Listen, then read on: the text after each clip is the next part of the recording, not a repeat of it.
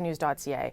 We are, as we have come to get used to, waiting to hear from the Prime Minister Justin Trudeau every time at this day on the government's pandemic measures. Specifically, we are expecting some more details today on the wage subsidy program that was announced last week that boosted the original plan for a 10% payroll subsidy for small and medium-sized businesses to 75%. We are also hearing today that the number of Canadians who have asked for employment insurance has gone up to more than 1.6 million people in the last 9 to 10 days. That is more applicants for employment insurance since StatsCan began taking that data in, so more than 70 years ago or so.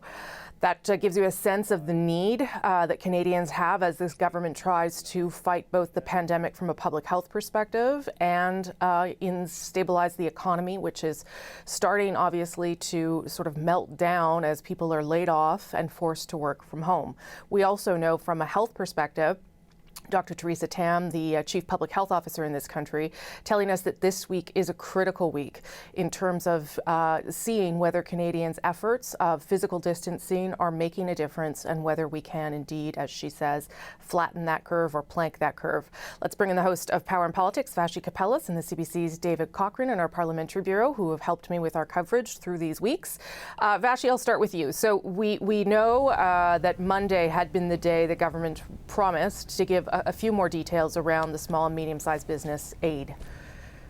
Yes, yeah. So this is a long-awaited day right now, a few days into the original announcement, which came last week. Number of small and medium-sized business owners very anxious to find out if they're going to qualify because those details have not yet been provided to the public. My understanding is that there'll be a few details provided today, but that in fact the bulk of those requirements will be released tomorrow. I think the primary questions on whether or not people qualify include things like, do I have to be incorporated? Can I be a partnership? Is there going to be a cap?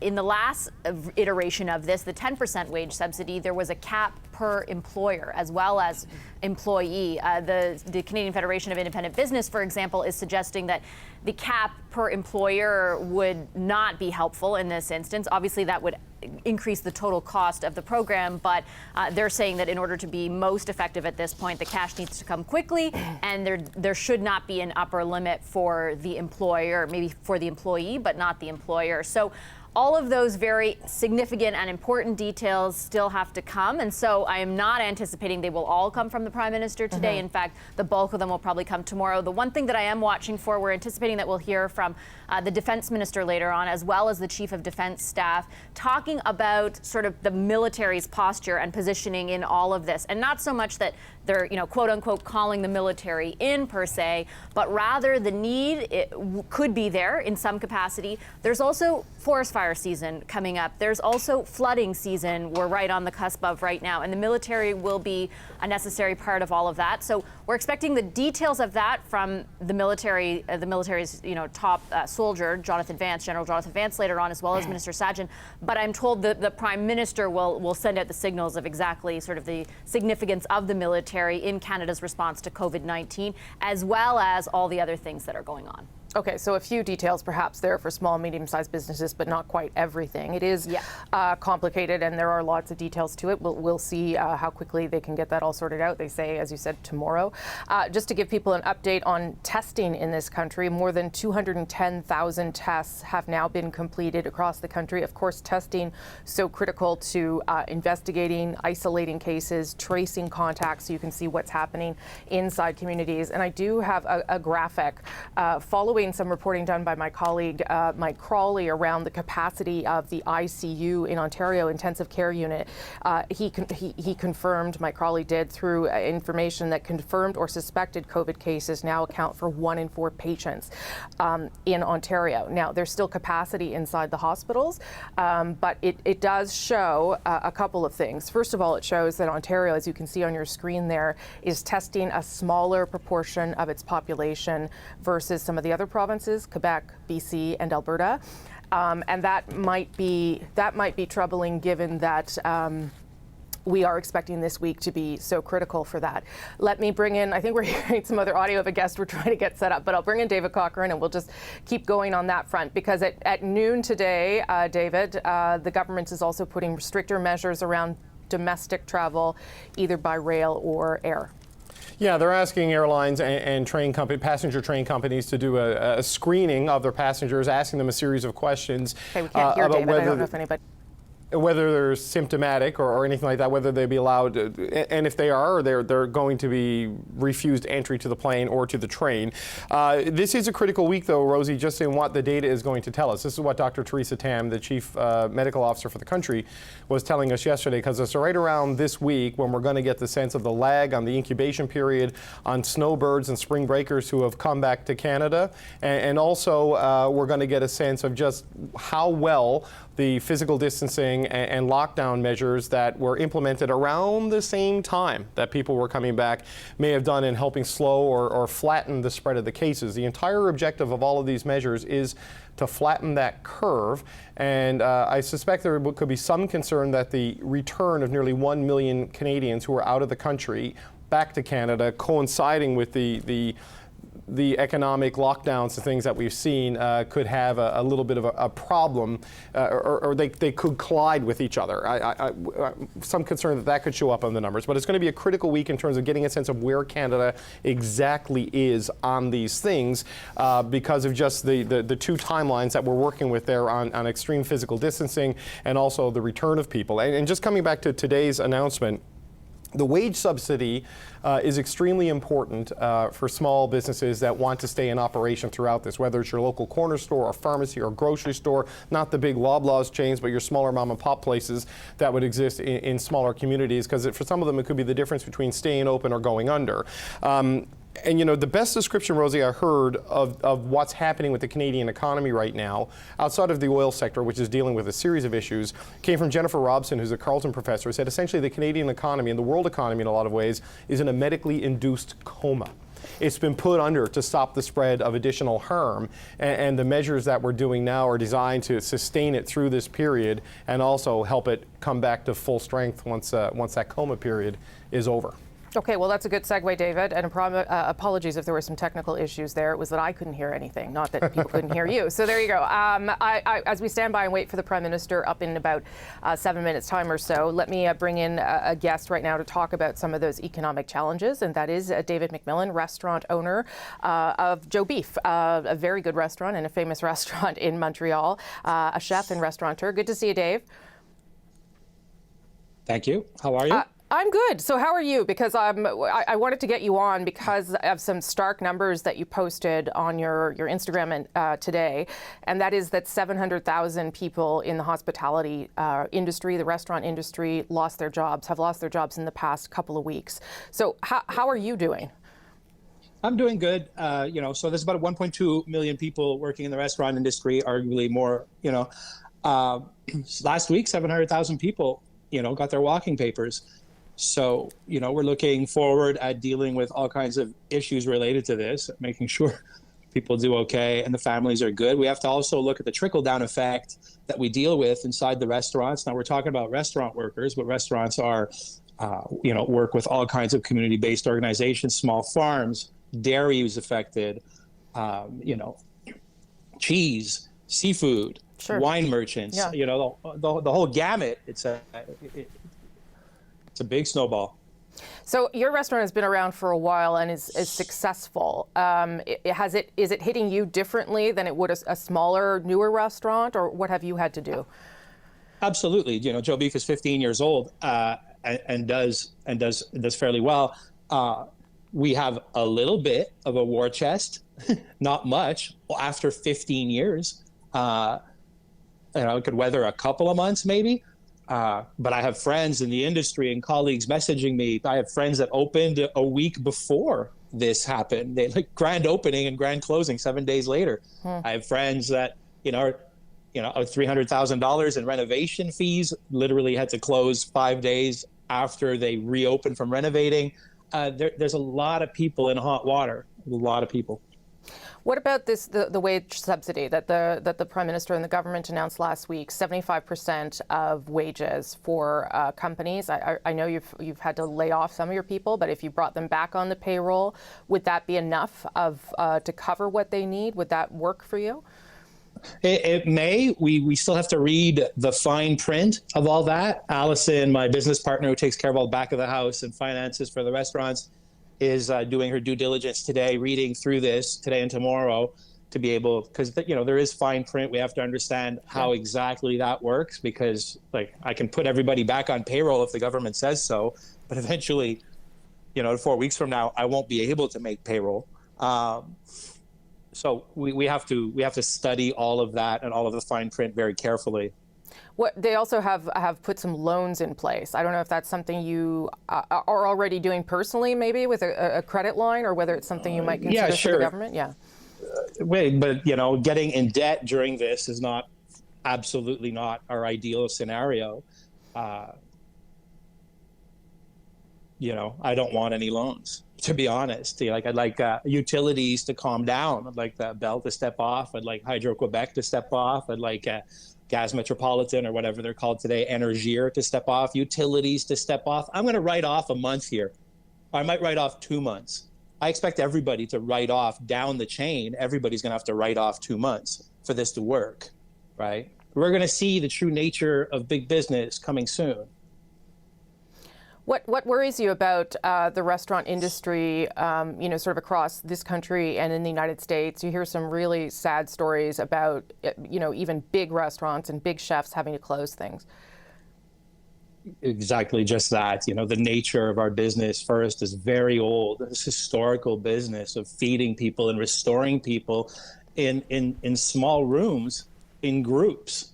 Now we have to look at, if the new reality is that we can't sit multiple people in dining rooms and closed confines, we'll have to completely change the way that we practice our business. It's very special. I don't even see light at the end of the tunnel, to be honest, that I can sit 40 people in a 20-foot by 20-foot dining room in the next 8 weeks. Doesn't sound realistic to me, So we have to take a hard look internally at how we work and come up with solutions. Are you worried about your future and your business? Absolutely. I've been doing this since I'm 17 years old. I'm going to be 50 next year. I've given my whole life to the restaurant business. I love it. I enjoy it. And yeah, I can definitely see, we're just hemorrhaging money, and there's nothing it could be the end, but that's fine. Chin up. I'll bag groceries. I'll help out. I'm not gonna cry about it.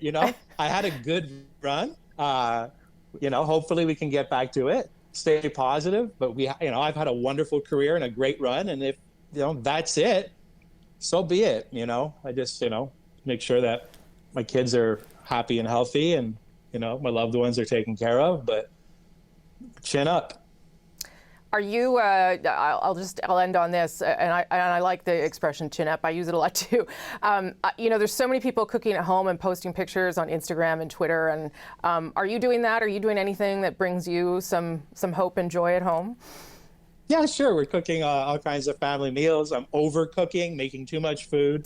So sharing with some friends in the immediate quarantine circle. Having a great time watching social media. Lots of people are making sourdough bread, it seems. Yeah. So that's cool. Lots of homemade pasta. Lots of people are, sharing fancy wines that they're drinking. Social media is kind of fun right now. Lots of live Instagram videos. It's kind of neat. We need some kind of, thank God for social media. At least we have a connection with each other, right? We can see what other people are up to. So it's neat. Well, listen, I hope it's not the end for you and for other restaurants across the country, but I did want to highlight some of the stark numbers you put on Instagram today. As you said, 700,000 people losing their jobs in the past couple of weeks. Dave, thank you so much. I hope I get back to eat your lobster spaghetti real soon. Thank you so much. Have a great day. Take care. That's David McMillan. He's the owner of Joe Beef Restaurant in Montreal. As we wait for the Prime Minister to come out and chat with the rest of us about his government's response to the pandemic, we'll bring back the host of Power and Politics, Vashi Kapelis, and the CBC's David Cochrane in our Parliamentary Bureau. Vashi, I'll go to you. I mean, that is, it is. You see Dave talking about keeping his chin up and trying to put a good face on things, but there are people who are already contemplating 2 months down the road, I don't know if I can come back. I don't know what this looks like anymore. Is there a big shift in many different kinds of industries, but particularly the hospitality one?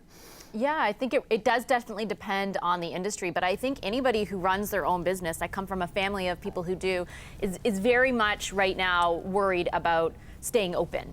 When you don't have the ability to draw revenue, to bring in any revenue, very quickly your reserves start to leave you. And I think that's why the potential for this wage subsidy, this increased 75% wage subsidy, is hugely key. I even had a number of people reach out to me on Friday saying, if the details are okay, like if I qualify, I can keep my employees on the payroll for the next 2 or 3 months if I have to, right? Like that, it is very substantial. I think the important and the significant point that we've been highlighting all morning, and I think our viewers need to know, is we need to get some very clear signals from the government about who will actually qualify. And will somebody like who you just spoke with, the owner and the manager of Joe Beef, will that restaurant be able to qualify? Will the owners of that restaurant be able to qualify? Will the owners of a salon be able to qualify?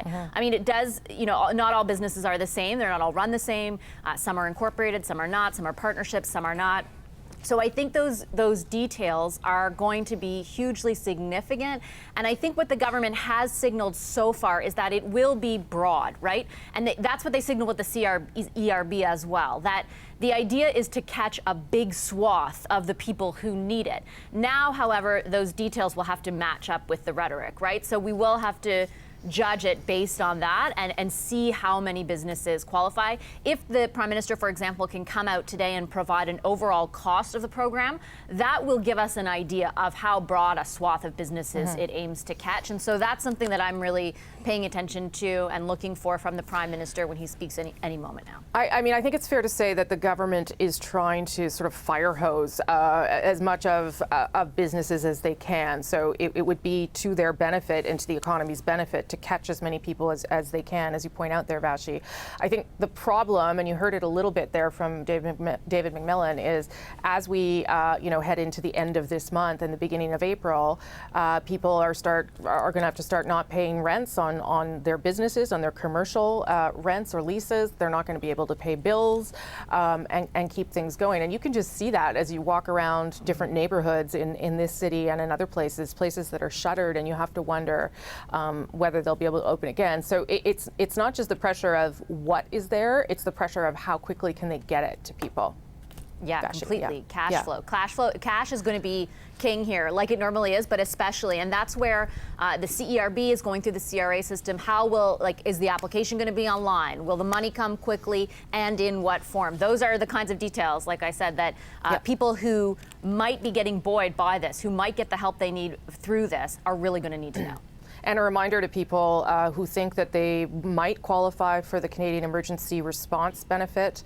The government says that portal will be open a week today, so that's April 6th. But the Prime Minister yesterday made a good suggestion for people concerned about that you go to the Canada Revenue Agency, that you go to MySource and open up an account for yourself, and also choose direct deposit. So once that money starts flowing, you can get it the fastest way possible. That was the advice from the Prime Minister yesterday, but you will have to wait another week to apply, and then you'll have to wait 10 days from that in order to actually get the money. And a reminder that if you're one of the people, the 1.7 million people who have applied for employment insurance over the past 9 to 10 days, that's all fine. You're still in there. And if you qualify for the emergency response benefit, you'll just automatically get transferred into that. I'll go back to David one more time as we wait for the Prime Minister here, who's a couple minutes late. David. Yeah, Rosie, I think there's a more fundamental issue for a lot of small businesses. Like, even if this wage subsidy is broad and vast, a lot of businesses just aren't allowed to operate. So, if you can operate and you can get a revenue stream going in and you can use this wage subsidy, that's extremely helpful. But if you're, say, a small business owner of, say, a toy store that has been closed because it's considered to be a non-essential business, you have to dip into your cash reserves and your savings in order to pay people. So this is why the combination of the wage subsidy for businesses that can keep running plus the Canada Emergency Response Benefit, the CERB, is so important, because if you're a small business owner and you can't operate at all, like a daycare, for example, you can furlough your workers and they can keep their employment relationship and whatever benefits they may have, but then they go on the CERB to get their income from the federal government. So it's how these things work in concert that is really going to help a lot of businesses and companies and the way they operate. I mean, Dave McMillan and Joe Beef, I mean, he's got a very peculiar situation because Joe Beef, a successful restaurant, no drive-through window. It's not known for its takeout, right? That'd be hard. That is a fine dining white tablecloth, well, maybe not a white tablecloth, but a sit-down restaurant. And so they have that extra challenge that they're not really allowed to operate in a way that they could normally operate. So a wage subsidy, unless they totally retool to become primarily takeout, which is something they probably could do because they're creative people, the wage subsidy is still not going to be the solution. I mean, nobody is going to come out of this whole. Nobody is going to come out of this completely intact.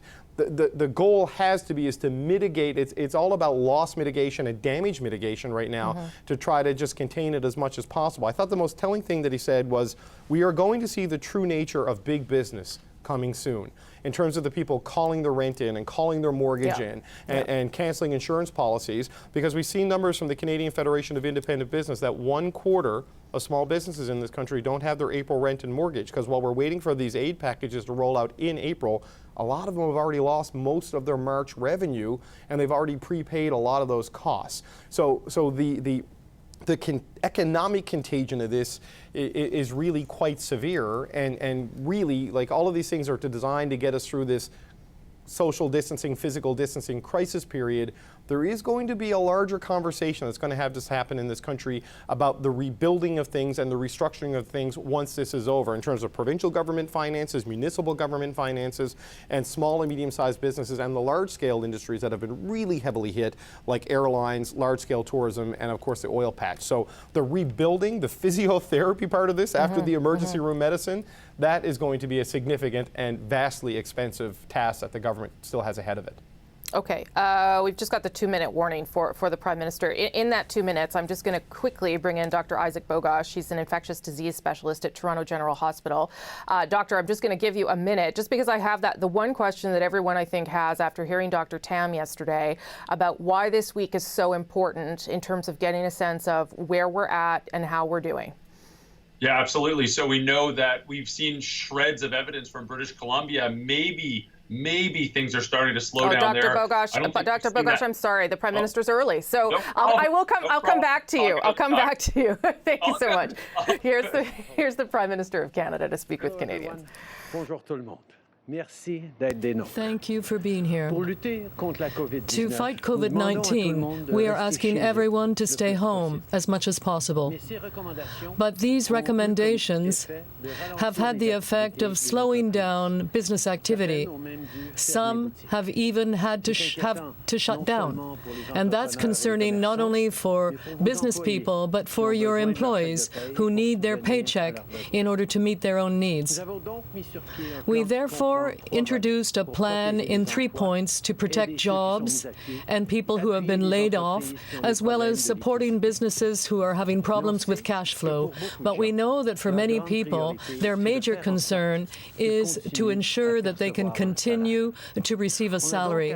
We therefore announced a wage subsidy last week to encourage employers to keep their employees on payroll. Keep people on the payroll. We announced that the government would subsidize up to 75% of wages for qualifying businesses. We know what businesses are going through. Over the past weeks, you've had to get creative to keep money coming in. And in some cases, you've had to make the difficult decision of letting your employees go. For people to get through this tough time and for the economy to rebound, people have to keep their jobs. So we announced the Canada Emergency Wage Subsidy. I said last week that we'd have more details to share, and that's the first thing I want to talk with you about today. If your business's revenues have decreased by at least 30% because of COVID-19, you will be eligible for this subsidy. The number of employees you have will not determine whether or not you get this support. It will apply to nonprofit organizations and charities, as well as companies both big and small. This is about making sure that people are still getting paid, whether they work for a business that employs 10 people or 1,000 people. So here's what this means for workers. If you work for a company that has been impacted by COVID-19, the government will cover up to 75% of your salary on the first $58,700 that you earn. That means up to $847 a week. As I mentioned on Friday, this will be backdated to March 15th. This subsidy will make a real difference in your lives and help everyone affected bridge to better times. In Quebec, it's going to help trucking and logistics company Energy Transportation Group to stay in business so they can keep moving essential goods like food and toilet paper. In Calgary, it'll give a little breathing room to the Benge Hair Salon, which had to close shop to protect the health and safety of their clients. Minister Morneau and Minister Ng are working hard to give companies the background documents explaining the technical details of this measure. And on that note, I want to thank the public service who's working around the clock to get this done. Businesses that show that their revenues have gone down by at least 30% will be eligible for the wage subsidy announced last week. The number of employees will not determine your eligibility. The subsidy will apply to nonprofit organizations and charities, as well as to companies big and small. We want people to be able to continue to be paid, whether they're working for a business that has 10 employees or 1,000 employees.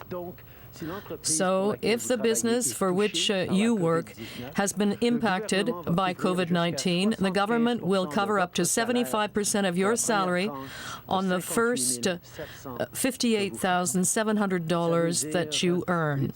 That means $847 per week.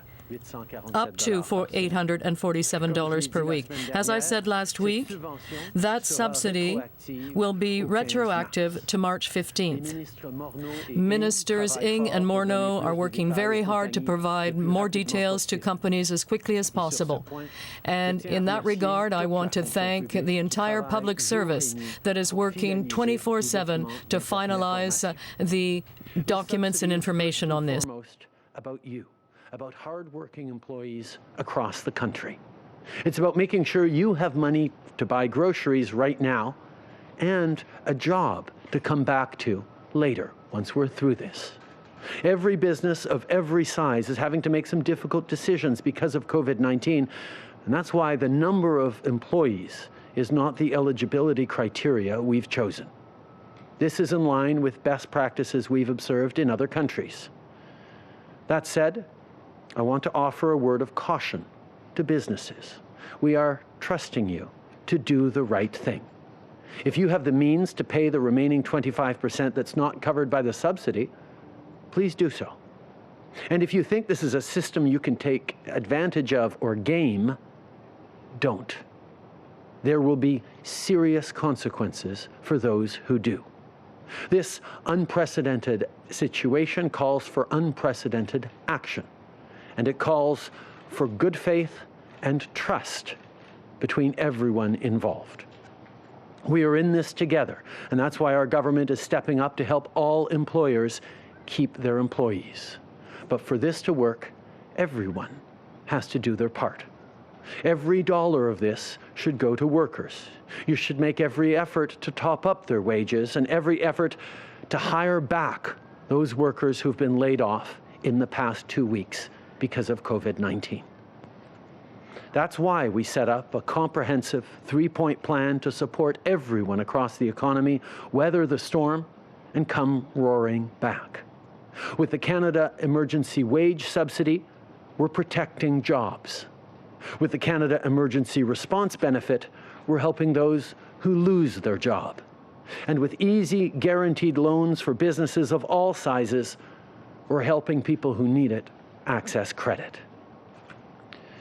Je veux m'adresser aux entreprises pour I'd like to speak directly to businesses for a minute. We trust you to do the right thing. If you are able to pay the 25% that is not covered by the wage subsidy, please do. If you think that you can take advantage of the system, please do not do that. There will be serious consequences for any of those who try to take advantage. We are in an unprecedented situation, and that means that we have to take unprecedented action. But this crisis is calling on us all to act in good faith. We are all in the same boat, and that is why our government wants to help all employers to keep their employees.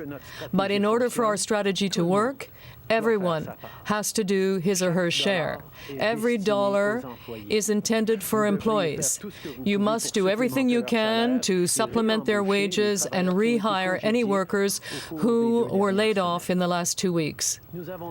We have a plan, a 3-point plan to help the economy to rebound.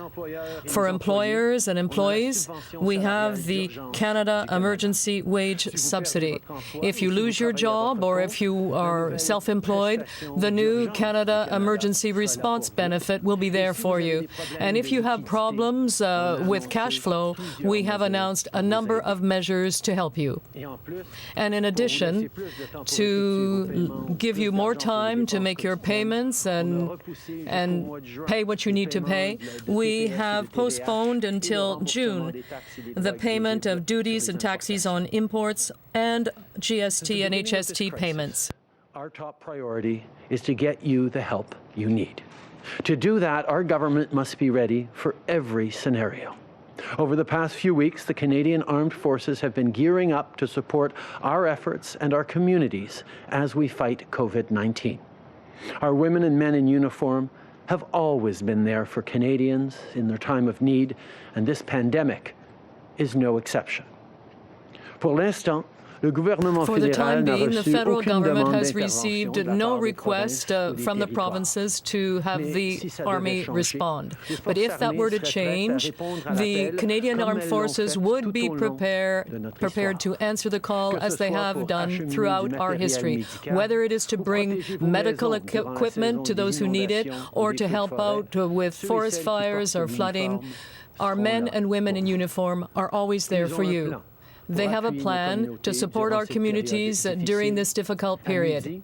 At noon, a number of ministers and the chief of the defense staff will hold a media briefing to say more about this. We will also talk about emergency planning with premiers of the provinces and territories at our next virtual meeting. I want to take this opportunity to thank all the members of the Canadian Armed Forces for their work and their service. You are always ready to step up, and we very much appreciate everything you do for us. I know we're all looking forward to the day when things are back to normal, but for that to happen, we all need to keep taking the right steps today.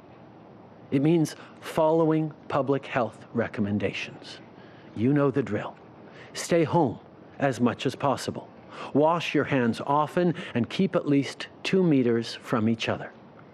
And our government will keep doing everything we can to make sure workers are getting paid and companies are supported. The measures we've announced will help do just that and ensure that our economy is well positioned to recover from this. We're going through a tough time right now, all together. But you know, your government has your back. And as always, if we need to do more, we will do more. I want to close this morning by thanking all first responders across the country who are doing an incredible job for all Canadians. Medical professionals, first responders, custodial staff, farmers, people who work along the supply chain. Thank you. Going to work right now is stressful, and I know you're worried. But we are doing everything we can to keep you safe. You are doing essential work, and we cannot thank you enough. As always, Canada and Canadians will get through this by leaning on each other and everyone doing their part. Merci beaucoup, mes amis. Merci beaucoup, Monsieur le Premier ministre. On va maintenant passer à la période de questions en commençant par le téléphone. Modérateur, c'est à vous. Thank you. Merci. The first question is from Ryan Tillety, National Post. Your line is open.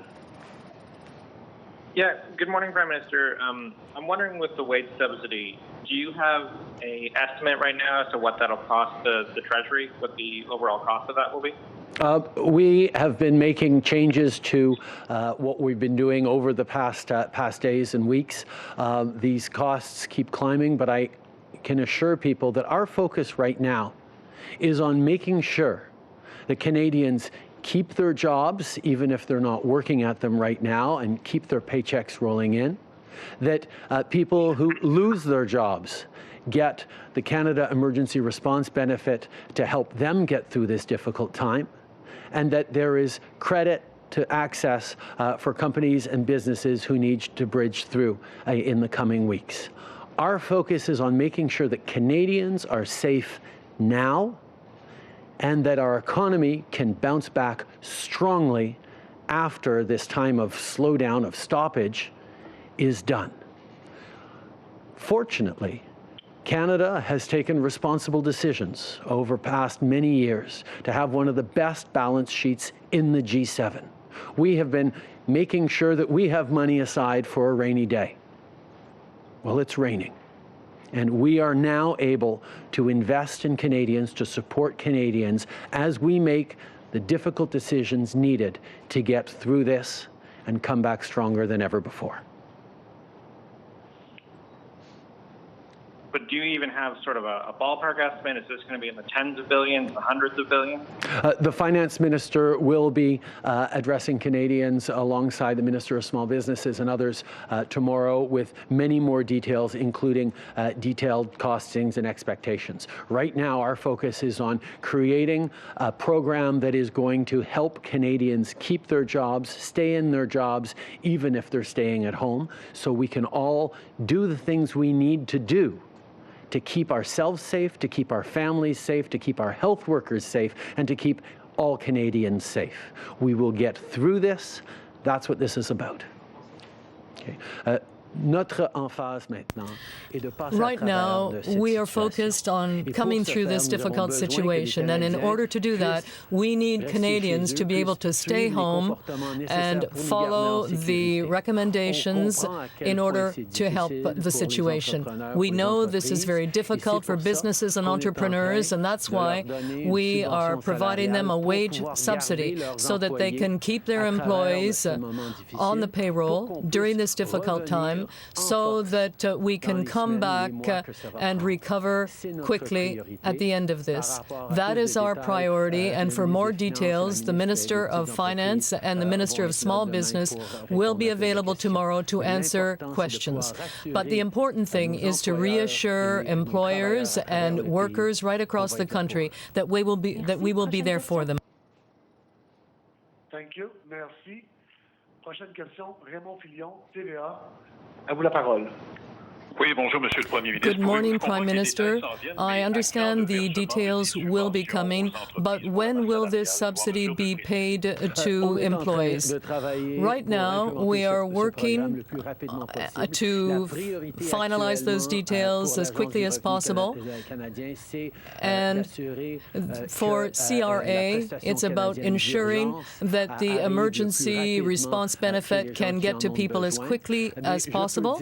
But I can also say now to entrepreneurs and business people and business owners that this help will be getting to them soon. They will be able to rehire their employees, and they should ensure that they will get paid through the credit facility that we made available, because the government will be there to provide a wage subsidy of up to 75% if you're affected by COVID-19. So we are working very hard to get that money out the door in the next few weeks. But in the meantime, you have access to credit, which will allow you to move forward.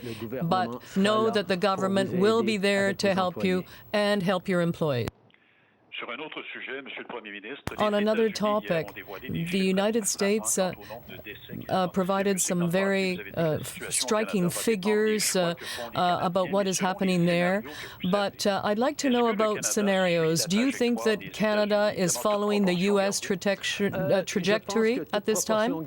Well, I think I would say we're not necessarily on the same trajectory. We were quicker to get the screening done, and I think we have had more success in getting people to self-isolate.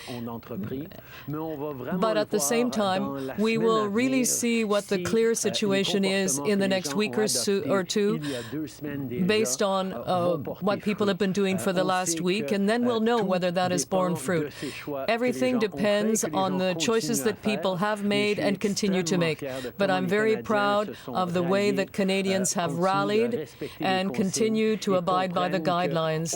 And I think they understand that we all have an opportunity to have a direct impact on Canada's ability to come out of this. And I'm very proud today to be Canadian. Thank you. Merci. Prochaine question, Hélène Buzetti, Le Devoir. À vous la parole. Oui, bonjour, Monsieur Trudeau. Good morning, Mr. Trudeau.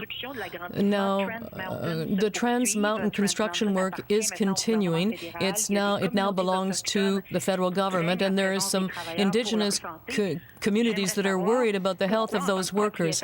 I'm wondering, as owner of TMX, why you don't stop that construction work. That's a very good question. A number of decisions are being taken right across the country about whether some workers are essential or not, and whether certain types of work should continue or not. And I will be following up on that to give you a better answer tomorrow. And since you don't seem to have the answer now, I'd like to know, with respect to today's announcement, you say there will be serious consequences for businesses that take advantage of the subsidy. Why do you feel the need to warn people? Do you believe that there is a risk that this would be something like an open bar that people could exploit?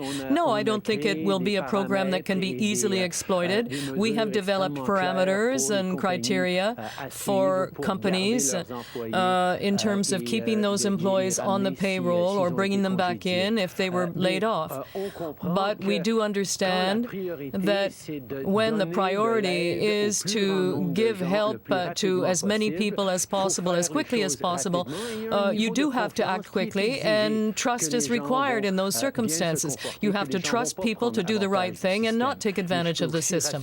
But I can also reassure everyone that we will have the measures and systems in place in the weeks to come to ensure that there is no abuse. And I can tell you that if there is abuse, there will be severe consequences for anyone who tries to take advantage of the system and therefore take advantage of Canadians during this difficult time.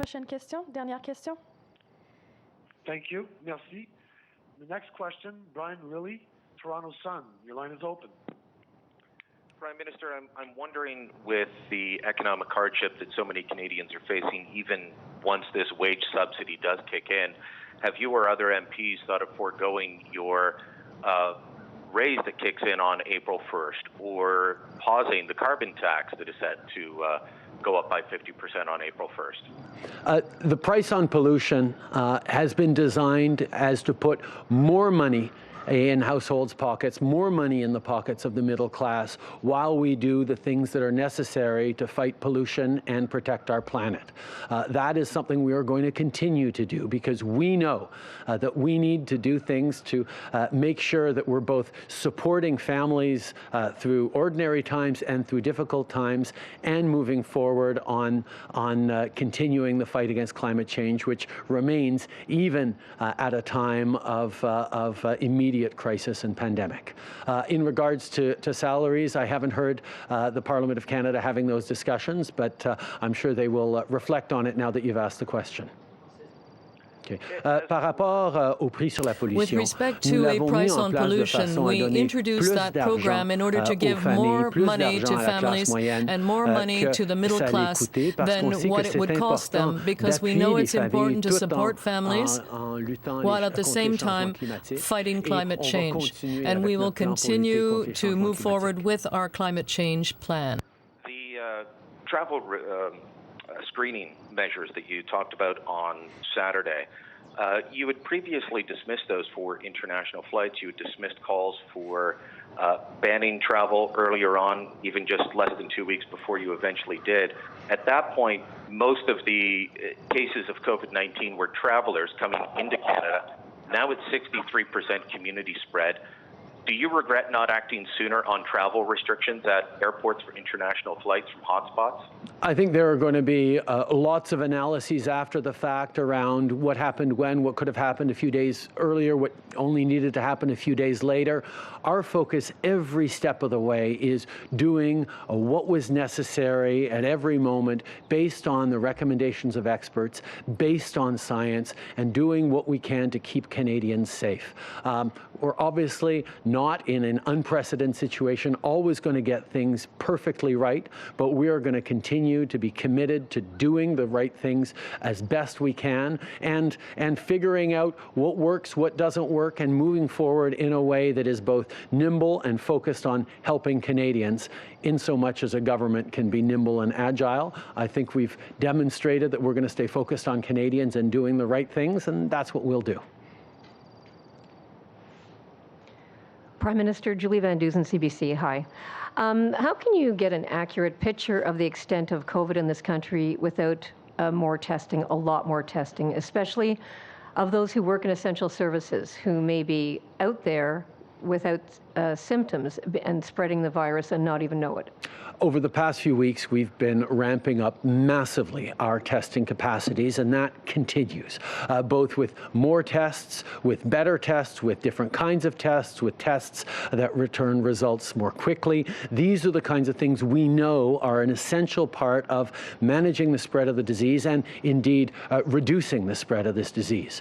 We will continue to ramp up our testing efforts, but at the same time, the measures around self-isolation that have been put into place are also going to be extremely effective for keeping people at home. If you think you have symptoms of COVID-19, self-isolate. Take measures to not spread. And whether or not you get a test back immediately or tested right away, you can take measures through self-isolating yourself that will prevent the spread. As we move forward, we will get more and more measures to test more accurately, test more rapidly, get those results back, and keep Canadians safe. But right now, these self-isolation measures are an extremely important thing while we ramp up our testing capacities. Okay.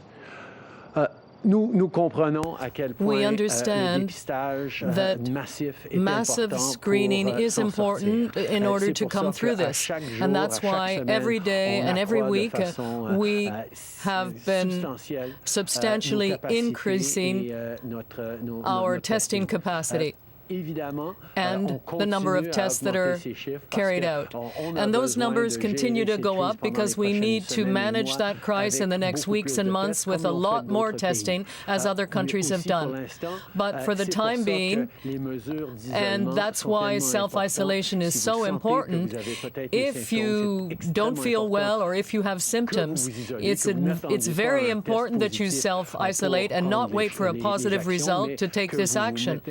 You have to self-isolate immediately in order to protect your family and your community and prevent further spread of the virus. It's not clear where you stand on the energy sector and if there will be help for the energy sector. And with Canadian oil opening up at less than $5 a barrel today, is there going to be any specific help for the energy sector, and if so, when? First of all, the emergency wage subsidy that we've announced will help companies large and small across all sectors of the economy, and that will go a long way towards reassuring Canadians and workers that they're going to be able to get through the coming weeks. At the same time, we recognize there are certain industries that have been extremely hard hit by both the drop in oil prices and the COVID-19 challenge, whether it's airlines or oil and gas or tourism. There are significant areas where we're going to have to do more. And as I've said from the very beginning, we will be doing more. Okay. Nous reconnaissons que we recognize that what we did with the wage subsidy announcement will help many, many employees in many economic sectors across the country that have been affected by COVID-19. But there are also particular industries that will be more hard hit than others. For example, the airline industry, the oil industry, the tourism sector, and there we will need to do more, and we're looking at how we can do that. Good morning, Prime Minister. Janet Silver, Global News. Why isn't the federal government releasing their modeling numbers? In addition, what about predictions there could be a second and third wave? And if you could answer in French, please. Thank you. We will continue to release the information we have in as accurate a way as possible for Canadians to see how we're doing and where we're going. At the same time, we recognize that what's going to happen a week from now, 2 weeks from now, a month from now is extremely dependent on how people are behaving today. And with the built-in lag in COVID-19 around 2 weeks, with the delays in getting test results and in getting results from provinces, we know that there's not always an accurate picture today of what's happening today. That's why we're going to keep modeling the different scenarios that could happen and continue to emphasize to Canadians how important it is that they abide by the rules and recommendations and guidelines set forward by Health Canada, by Public Health Agency of Canada. We know that it's important for people to have information about how we will continue to fight COVID-19 and exactly what is happening, and we will continue to share information as it comes. But it's important to realize that we have models that are predicting what could happen depending on people's behavior today. And we will continue to look at a range of scenarios and keep Canadians informed about what is happening as much as possible. Kevin Gallagher, CTV National News. Today, new screening measures are coming in place for airlines and trains. I'm wondering, many of these people who are conducting these tests to screen passengers for symptoms of COVID-19 are not medical professionals. So how are they expected to adequately do their jobs, and what type of training and protective equipment will these people have? The fundamental principle we've put forward is if you have symptoms of COVID-19, if you feel you might have symptoms of COVID-19, stay home, self-isolate, don't go outside, don't travel. That is what we're asking of all Canadians. And these measures we've brought in for airlines and railways is an additional measure, an additional encouragement and expectation that people who have symptoms of a cold or of COVID-19 will not travel. That is extremely important, and it's something that, like so many of these measures we put in place, is going to rely on people stepping up, doing what is right, and not traveling if they have symptoms of COVID-19. Last week, the business loan of, from the Bank of many pubs and bars and cannabis industry businesses are wondering why they don't qualify for that extended credit for businesses. What we're putting forward right now is a wage subsidy that will help restaurants and bars and a range of businesses that have seen significant declines in their revenues because of COVID-19 and who've in many cases had to or are about to have to lay off their workers.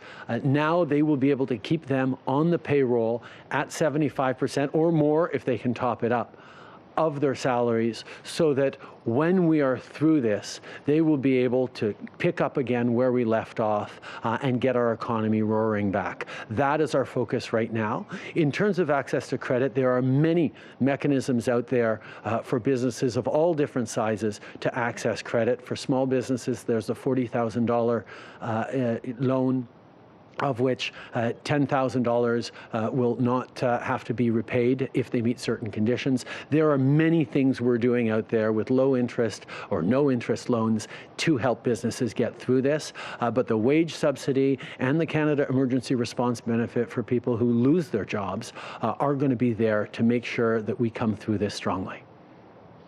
Bonjour, Monsieur le Premier ministre, Christian Noël de Radio-Canada. Radio-Canada. I'd like to come back to the Canadian Armed Forces. In some cases, they are using the Army to produce medical equipment or deliver that equipment. You mentioned a couple of scenarios, but I'd like to know exactly why we might need the Army and under what medical scenario they could be helpful. The Minister of Defense will be at a press conference later and can give you details on that. But I can tell you the Canadian Armed Forces have always been there to help people, to help out Canadians and communities in difficulty, whether it was because of flooding or other emergencies.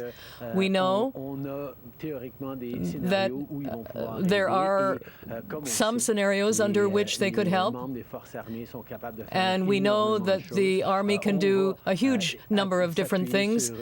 So we will ask for their help if we need it, and we will always work with the provinces and territories if they request a response from the CAF. But the point is, we're there if they need it. Now, you say that people will receive severe penalties if they abuse the system. How will you know, and how will you penalize them? Well, we'll be putting in place a system in the coming weeks to ensure that this wage subsidy does get to businesses and that the money gets to those companies that truly need it. If there are companies or individuals that take advantage of the program, there will be severe consequences.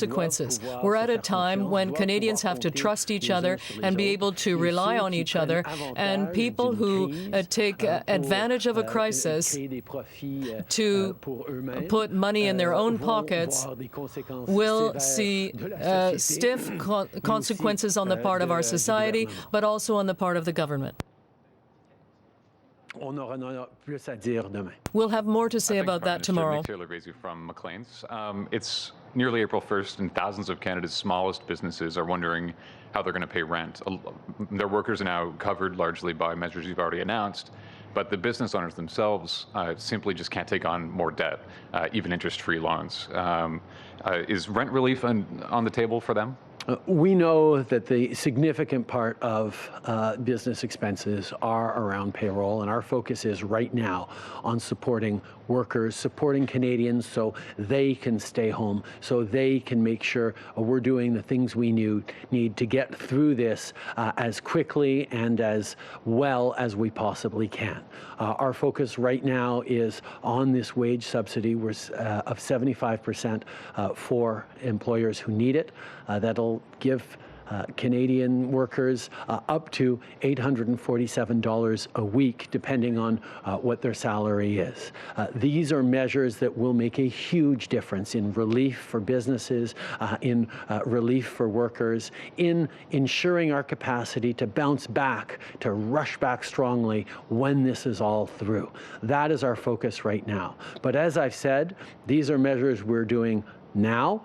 We are always going to look at, are there more things we need to do? Are there other ways that we can and must help people get through this difficult time?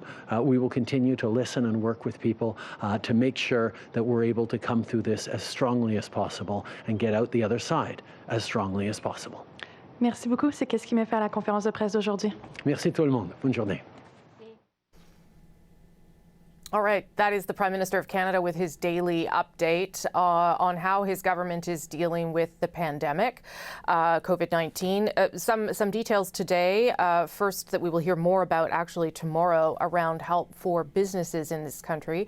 You might remember the government last week decided to increase the available wage subsidy. It had previously announced all the way up to 75%. Well, the big change in what we heard there from the Prime Minister today is that it will now apply to companies big and small. It doesn't matter how many employees you have. If you feel like you need the wage subsidy to keep your employees on the payroll and pay them up to 75% and have the government rather subsidize that pay up to 75%, they want you to do that. They also say that if your revenue has decreased by 30%, that also means that you will qualify. Again, the number of employees does not matter. And importantly, and I know this is something many people have been asking about, it does not apply to not-for-profits and charities. They can also use this wage subsidy moving forward. But again, those details are coming tomorrow. We're going to leave you here on CBC Television. But if you want to see our ongoing coverage, including the noon briefing from ministers, we're over on CBC News Network and at CBC.ca. I'm Rosemary Barton. We'll see you back here tomorrow. Thank you for watching.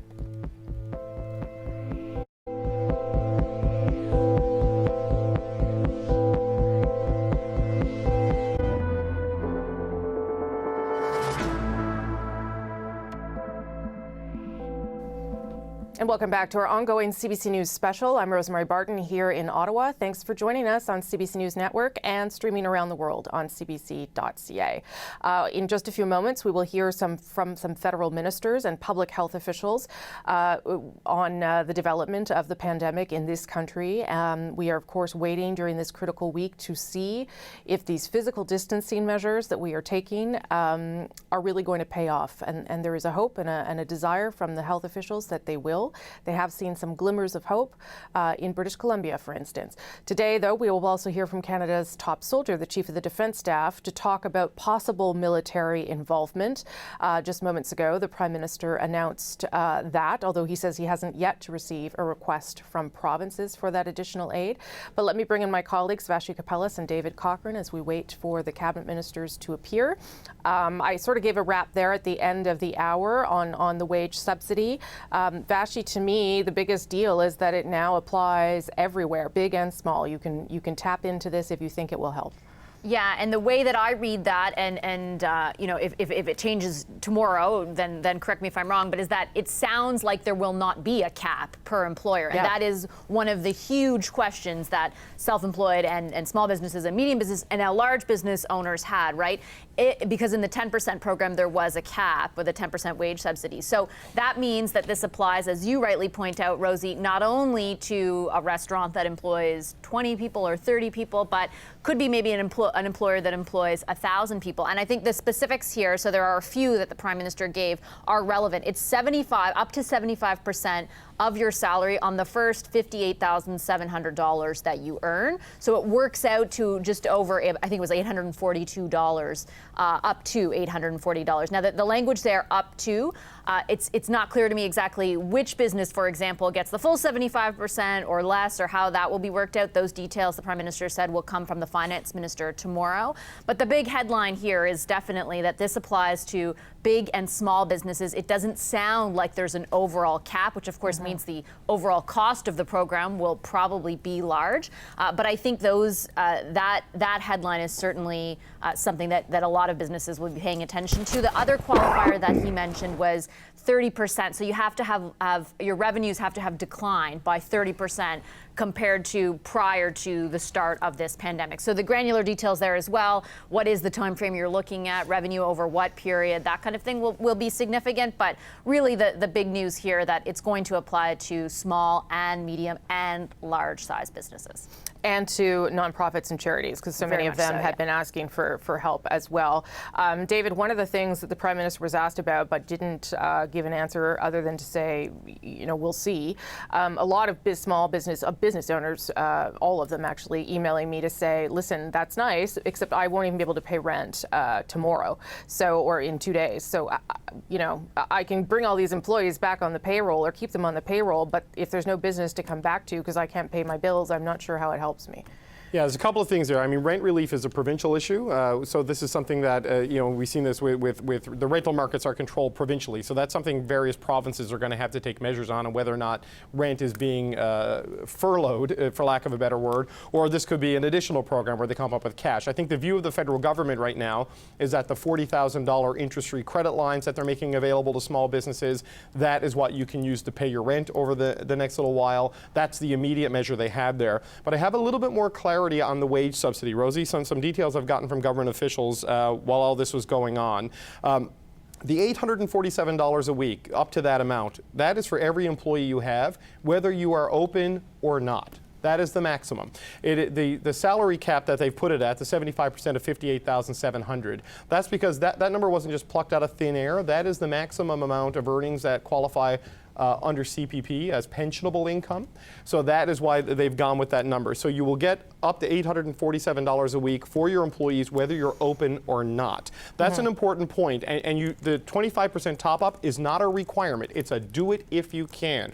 The two examples they use, a trucking company in Quebec that is doing essential work, they would have a revenue stream. They could probably do it. The salon he referenced in Calgary, which is shut down for public health concerns, cannot. They will not be required to. They can still get this subsidy on their wages. So the cost of this is going to be staggering because they're essentially underwriting the first 75 cents of every dollar up to $58,700 for every company and every employee in the country. And in terms of the test and the consequences that he talked about, the 30% revenue drop, that will be assessed after the fact.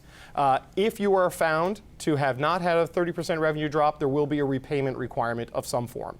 I don't know if it'd be the total amount or a ratio now, like if you come in at 27.5 and you think it's 30, but if you game the system, as the Prime Minister warned against, there will be a repayment and who knows what else will come with that. But that's how they're going to deal with it. So every business, take daycares in the city. I got a kid in daycare. That daycare is shut down right now. There is no revenue coming in. The owner of that daycare will qualify for up to a 75% wage subsidy for their employees. They can live on 75%, maintain their relationship with their employer, and the minute all of this is lifted, they can go back to work without having to reapply after getting laid off. So it maintains that relationship. It puts money puts a financial floor under the payrolls of basically every company and nonprofit in the country, depending on how this will apply, and it allows people to come back quicker rather than having to ramp up and rehire and rebuild that employer-employee relationship. So that's what this is also about too, is preparing everybody for the time when all of these extreme measures are over and things can come back.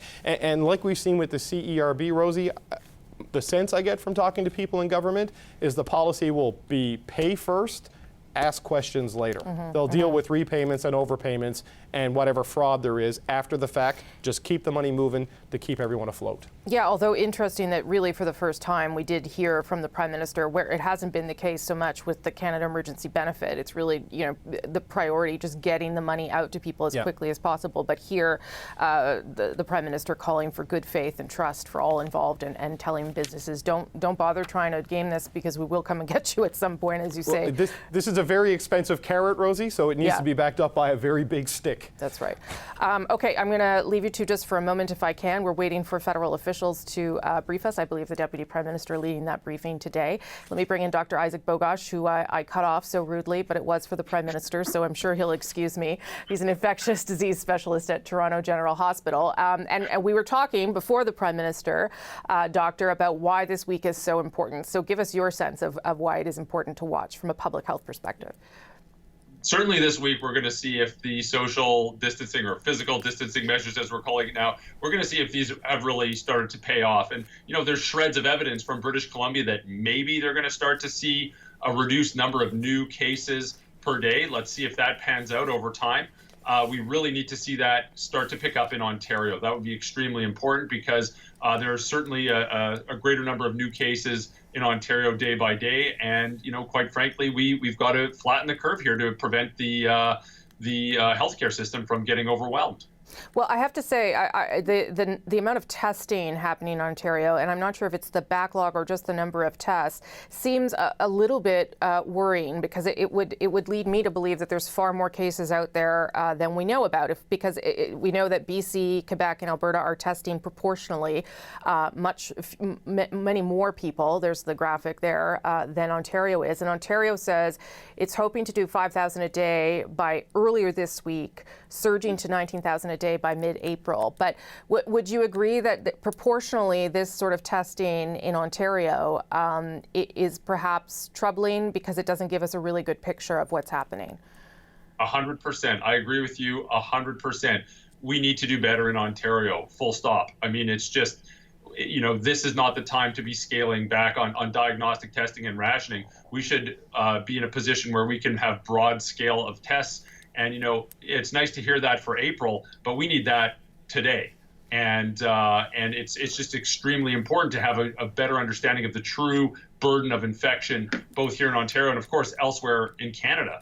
And, you've seen places like Alberta and British Columbia lead the way on this front, and now Quebec's really picking up speed. But it just needs to be better in Ontario. It just has to be. What is the reasoning? Is it that they are still limiting it to a particular section of people, healthcare workers, older people, people who have been abroad, or what is your understanding of why the testing isn't happening? Yeah, I think there's several issues. Certainly, there was lab capacity issues. Which was, we've heard about this backlog, which is slowly getting resolved. And I think there was, it was now about a week ago, where we've heard about from the Minister of Health reducing some of the bureaucratic hurdles to get other types of testing kits allowed in Canada. So I think we will start to see, truly an explosion of tests in Ontario. My concern is the delay, and this is such a crucial week, and last week and the week ahead are such pivotal points here. We need all the data we can find, and this really helps guide the public health response. It also helps guide clinical management, and diagnostic testing is really one of the main pillars, or one of the multiple pillars of epidemic management. And you just can't fight blindly. You have to have data to guide the management system. So, if we really do start to expand to 5,000 a day, and hopefully more than that, I think we'll be in a much better position here in Ontario. Dr. Bogosh, now I'm going to cut you off for the Deputy Prime Minister. Thank you for sticking around for us. Important perspective. All right, and here is the Deputy Prime Minister, Chrystia Freeland, with their update today. Must practice physical distancing. I know that it is hard, but we all must stay strong and stay at home unless we are doing essential work, like stocking the shelves in our grocery stores, like working on the front lines of our healthcare system. Of course, you can go for a walk or a run, but maintain your distance while you do it, and wash your hands, please, when you get home. This is a critical week in our fight against the virus. Canadians must practice social distancing and physical distancing. We must remain strong and stay home unless you're an essential worker either, such as filling up grocery shelves or working in the healthcare field. You can go out for a walk, you can go running, but stay apart from others and wash your hands as soon as you get home. I know it's very difficult to do, but we can accomplish this. We'll hear from Canada's Chief Public Health Officer, Dr. Tam, the Minister of National Defence, Harj Sajjan, et le leader du gouvernement à la Chambre et le lieutenant politique Pablo Rodriguez. Also available to answer your questions are our Minister of Health, Patty Hajdu, the Chief of Defence Staff, General Jonathan Vance, and the Deputy Chief Public Health Officer, Dr. Howard New. We are trying to spread ourselves out, which is why you don't see them here at the podium, but they are available for your questions. Dr. Tam. Hello, everyone. So in Canada, there are 6,671 cases, including 66 deaths. In addition, at any point in time, there are many other people under investigation for COVID-19. They're awaiting lab results or not yet tested. So even if you're not hearing of cases in your community, it doesn't mean that there are no cases or that there are no exposures waiting to happen. We now have completed tests for over 220,000 people in Canada, with about 3% of the people confirmed as positive and over 93% confirmed as negative. So of the over 6,000 cases that we know about right now, approximately 7% are requiring hospitalization and 3% are critically ill, with 1% having been fatal. This is data for what's happening in real time, so we can expect these rates to fluctuate as and when the provinces report new information publicly. Des cas ont été signalés dans les collectivités à risque élevé de complications. There have been reports of cases in communities that are at high risk of severe outcomes of COVID-19. Notably, the first case of COVID-19 was reported in Nunavik in northern Quebec this past weekend. In addition, there continue to be outbreaks in long-term care facilities, leading to devastating outcomes. Preventative measures are crucial to prevent the acceleration of spread in enclosed environments where persons with underlying medical conditions reside. Prevention is a key part of our pandemic response. There have been reports of cases in communities that are at high risk of severe outcomes of COVID-19. Notably, the first case of COVID-19 was reported in Nunavik, in northern Quebec this past weekend. In addition, there continue to be outbreaks in long-term care facilities, leading to devastating outcomes. It is crucial to prevent the acceleration of spread in enclosed environments where persons with underlying medical conditions reside, and it is a key part of our pandemic response. With the warm weather approaching, I want to reiterate my message from yesterday. Our key focus right now is on preventing spread in returning travelers and protecting at-risk individuals and communities.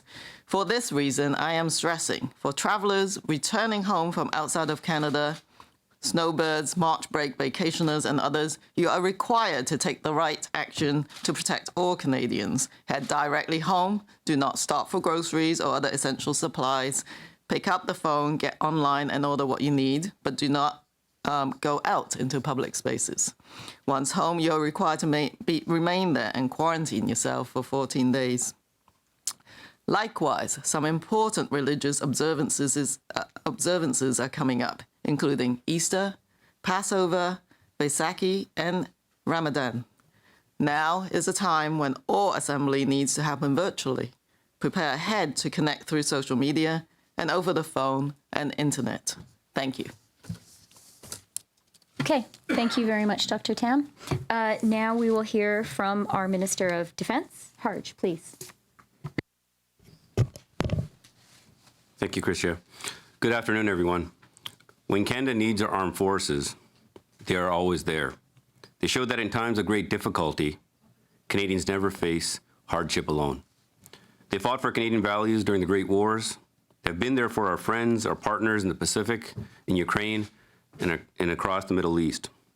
They have been there for Canadians when impacted by storms, like earlier this year in Newfoundland, or floods, like last year in New Brunswick, Quebec, and Ontario, or forest fires, like those that hit Alberta and BC in previous years.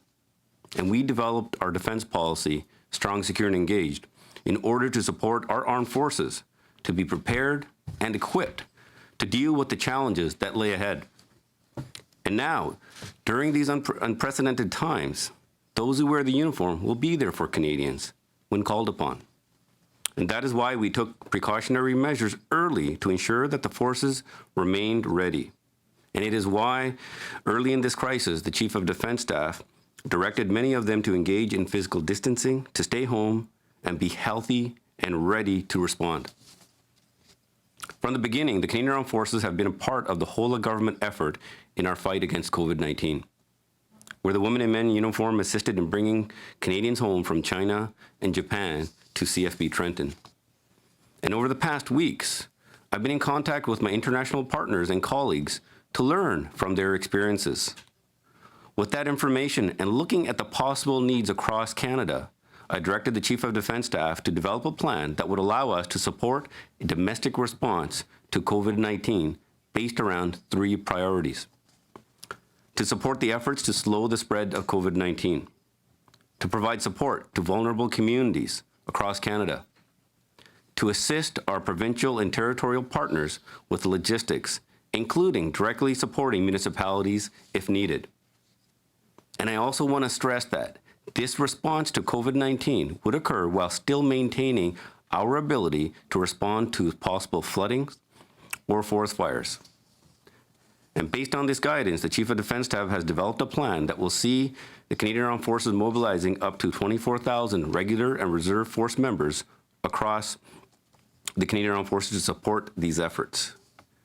The Canadian Army have readied up to 10 regular force units across Canada. These immediate reaction units are ready to support any request for assistance. They can play a critical role in providing humanitarian support and delivering supplies.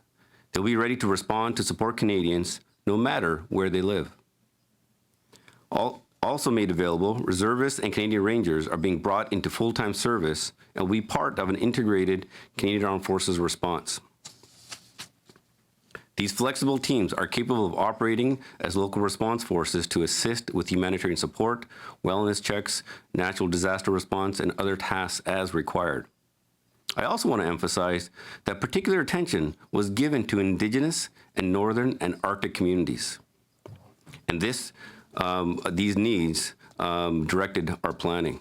And that is why over 50 Canadian Ranger patrols will be available to enhance our understanding of the needs of the Northern, remote, and Indigenous communities, and we will be ready to respond as required.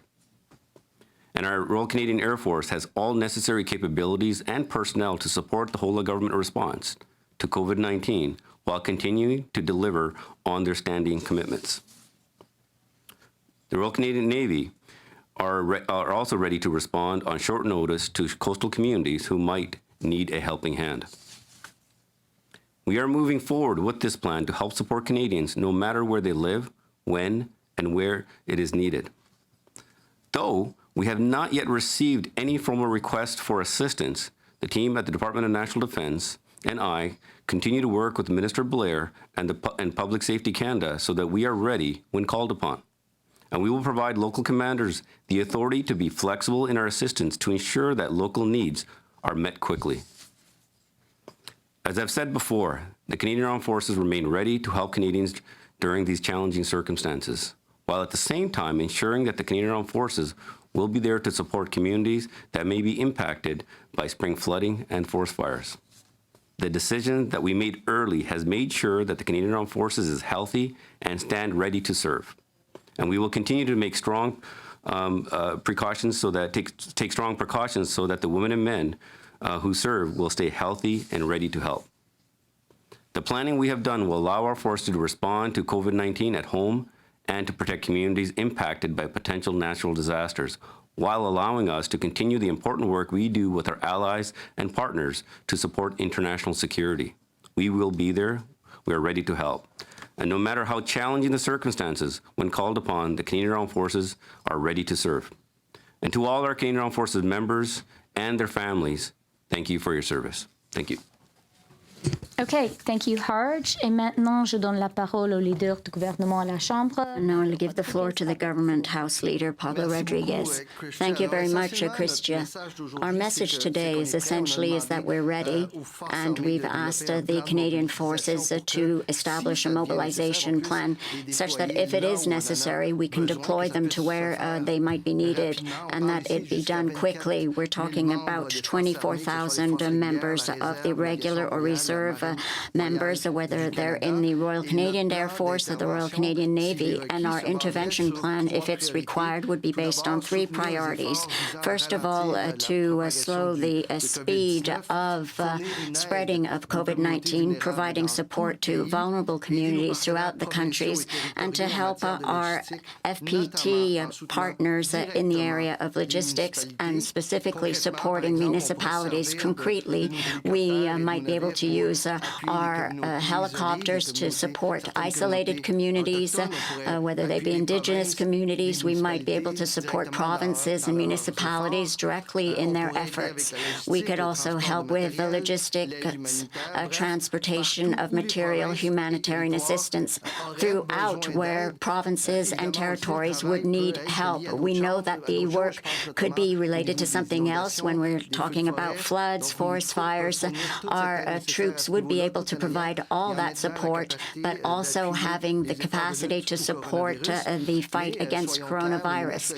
But let's be clear, as the minister said, we are not planning to deploy our forces at this point. We have daily contact with the provinces and the territories, and for now, no premier has asked us to deploy our troops. So it is fundamental that we continue to discuss and exchange and to collaborate with the provinces. And so that is essentially what we're saying today, that we are ready to intervene if a premier asks us officially to do so. The planning that the armed forces has done will allow them to deploy quickly to help Canadians who need that help, and will be there for all Canadians, regardless of where they are. We won't forget anybody. Okay. Merci, Pablo. Thank you very much, Pablo. We're ready to answer your question. Start with 3 questions on the phone, 1 question, 1 follow-up. Ensuite, on va prendre les questions dans la salle. Operator. Thank you. Merci. If you have a question, please press star 1 on the telephone keypad. Si vous avez une question, appuyez sur étoile 1 maintenant. The first question is from Lina Dib de la Presse canadienne. Please go ahead. Votre ligne est ouverte. Hello, my question is for you, Madam Freeland. I know that details will be forthcoming tomorrow from Mr. Morneau, but could you indicate why the government has changed view, deciding that this wage subsidy would not be limited to SMEs, but would apply to all companies? Answer: we haven't changed view. All we've done is clarify the details. And the choice that we made and the details that we've established are necessary and absolutely correct for the Canadian economy. We understand that coronavirus and the economic impact of coronavirus does not make any distinction between large companies, small companies, or medium-sized companies. The idea of this program is to help all Canadian businesses to conserve jobs.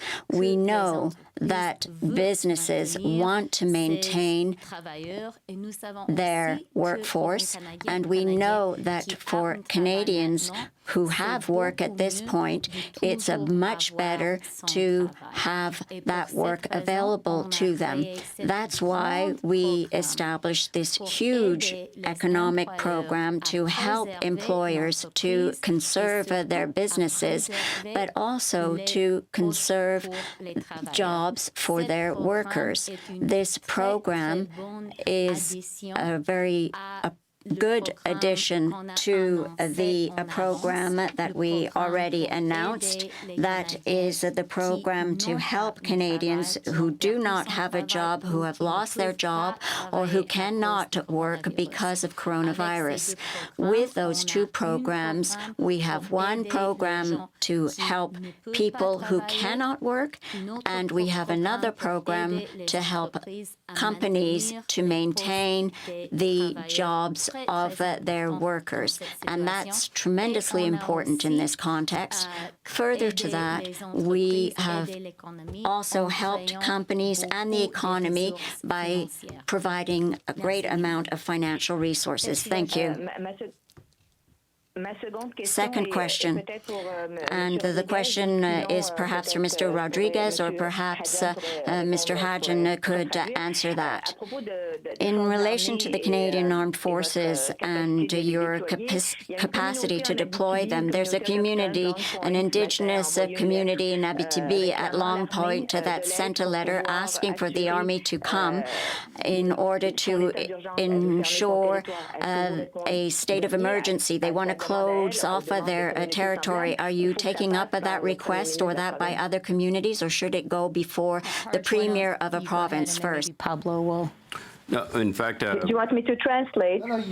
we have translation. No, I wanted to say, one, we are in touch with many remote communities, especially Indigenous communities, and the Chief of Defence Staff has been planning kind of early measures of what we can do. But more importantly, there's also steps that can be taken early on, not just with the Canadian Armed Forces, but also with the provinces and territories.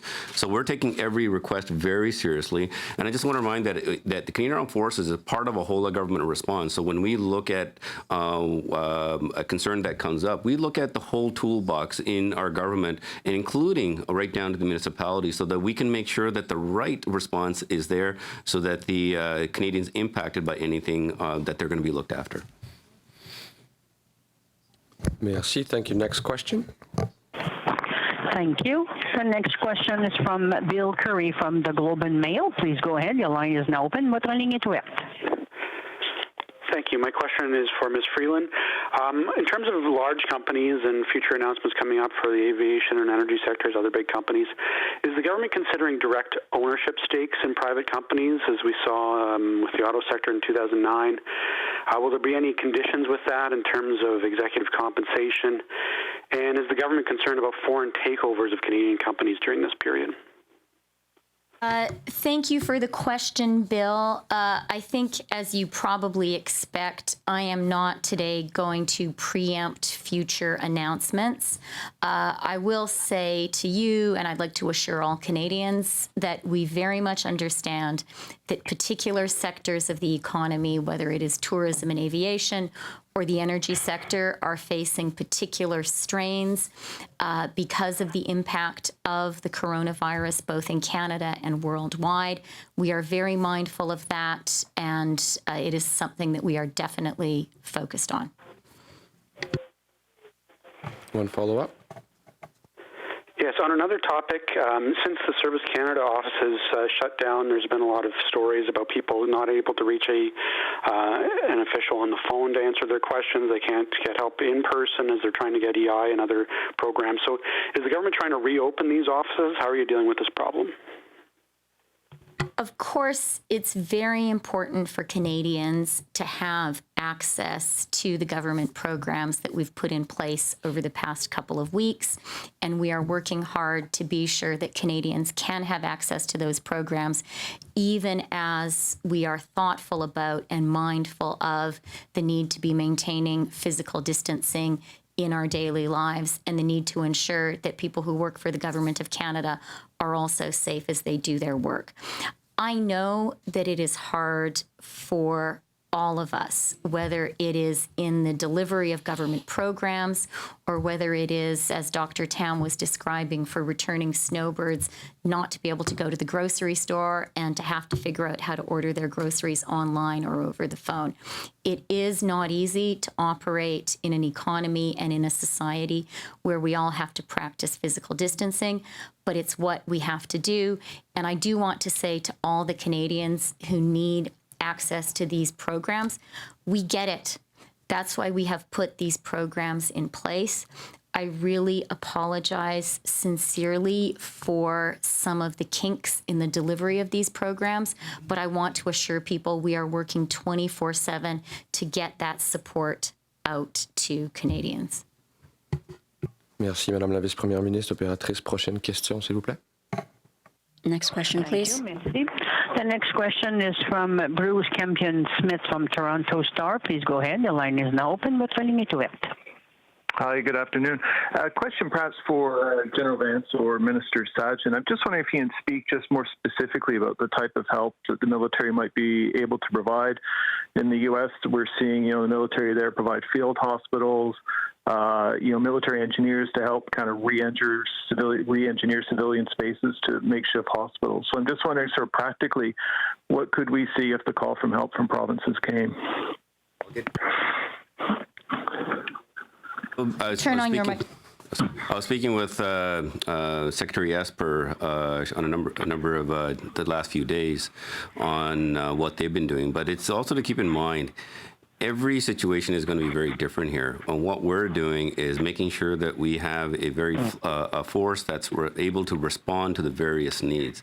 We are the last resort when it comes to providing support. So the composition that we have created and the priorities that we have set out is to making sure that we're flexible, be able to respond directly to whether it's a surge of a need, whether it's a northern community that needs direct support, whether it's logistical support. So there's a wide range of support that allows the Canadian Armed Forces to respond. So we'll give the Chief will kind of go into a few details of it, but just keep in mind that we are able to respond across the country, from across the coast, and with particular attention to the North and the Arctic. Chief? Thanks, Minister. If I could start off, I'd just like to say and offer condolences to people suffering right now on behalf of the Armed Forces. I know it's a tough time for the country. We've been preparing for a long time for this. We've got good plans in place, and we've got the troops sequestered, staying as healthy as possible so we can mount several thousand people at the same time if we need to. The fact is that, Bruce, it's a great question.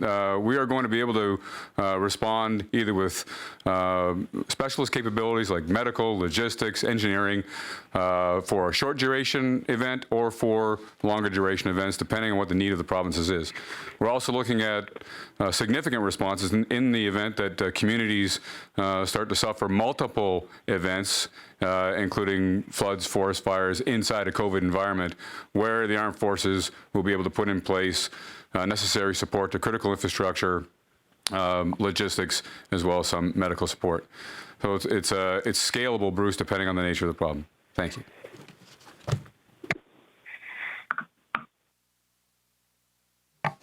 Bruce, one follow-up?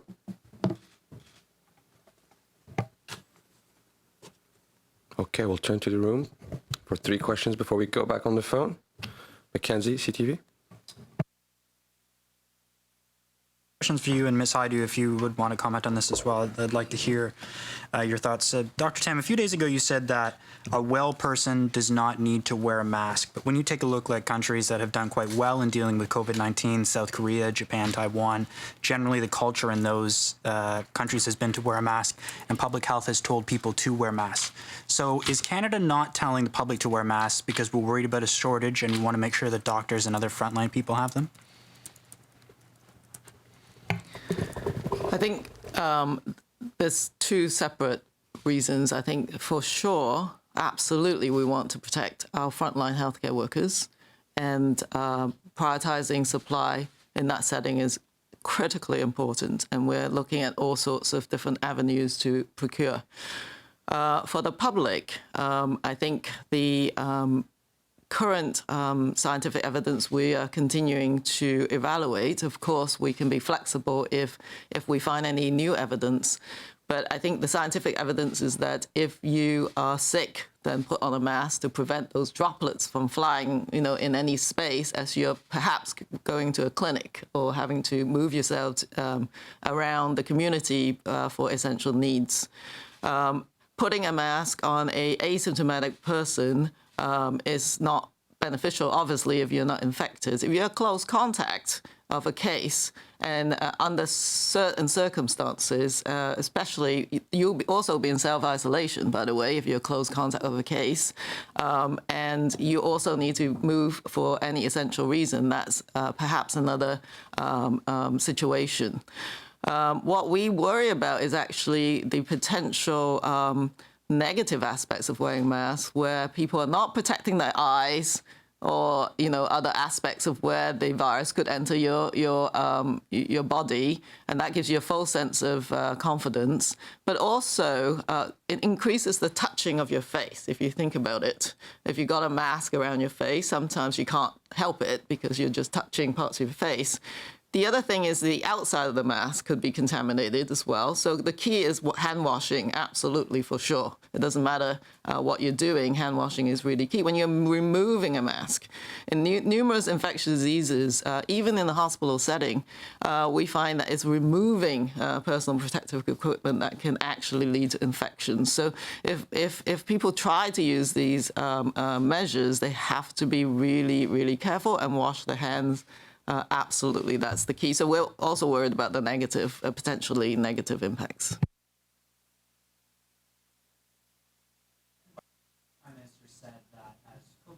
Goes on, we can expect to get more accurate testing. So you've said right now that about, I think 93 was the number today, of people who've been tested have been deemed to be negative. They don't have coronavirus. Are you concerned about the accuracy of the testing as it currently stands? And can you tell us, when you get tested, what is the accuracy level? Is there a number there that we can know? So the tests available at the present time are what we call real-time PCR. And they have been validated. The labs that can actually confirm a case have been validated by the National Microbiology Lab or by their provincial labs, which were previously quality assured by the National Microbiology Labs.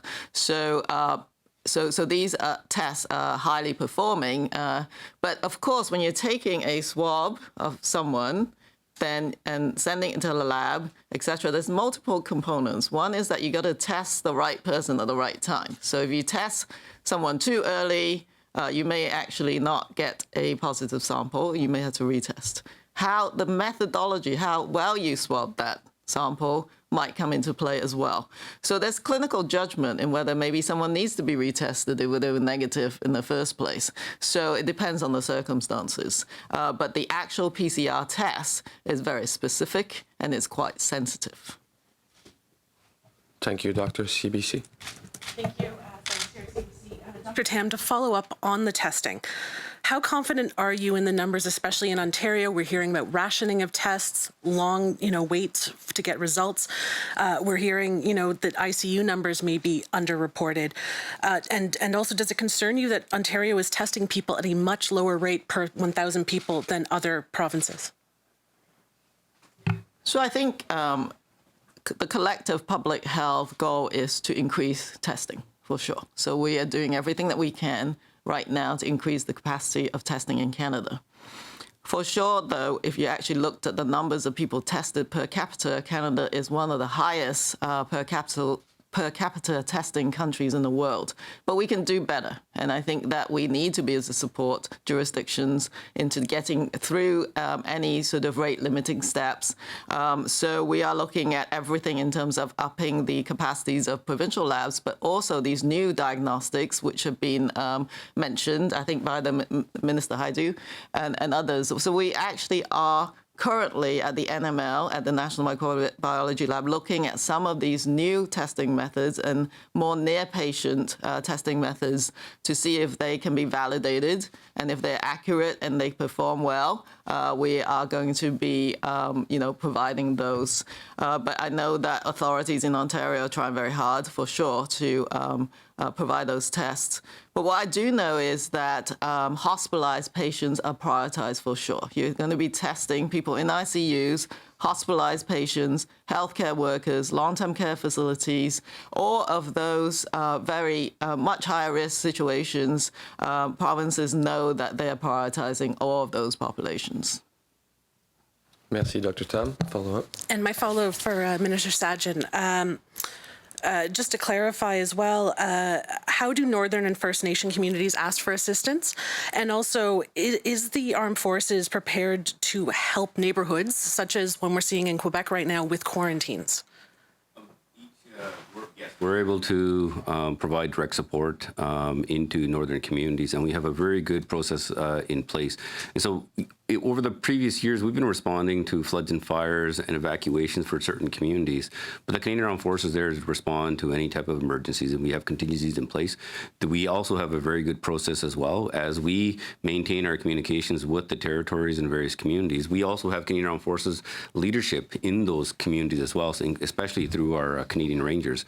And through the territories, we're able to have the ongoing dialogue with the with public safety and the Canadian Armed Forces. And this is not done in a sequence. This is all done all at once. So we have a very good understanding very early on what the needs are, so that we can actually get ready to respond with the right resources. If the Canadian Armed Forces are needed, we're prepared to respond. And when it comes to quarantine, we have to be mindful that, again, the Canadian Armed Forces is just, again, part of the wider government resource. So when it comes to quarantine, we have to take a look at is based on the right expert health advice and the right officials, the decisions will be made what's actually required. Yes, we can provide support, but we want to make sure that we're providing the right support. So across the country, it could vary on various things that we can provide, whether it's quarantine, logistical support, medical support, but that's going to be based on each unique need that's there, and we're going to make sure that our commanders on the ground have that flexibility to be able to respond quickly as well. Merci, Monsieur le Ministre. Une dernière question dans la salle avant de retourner au téléphone. One last question in the room.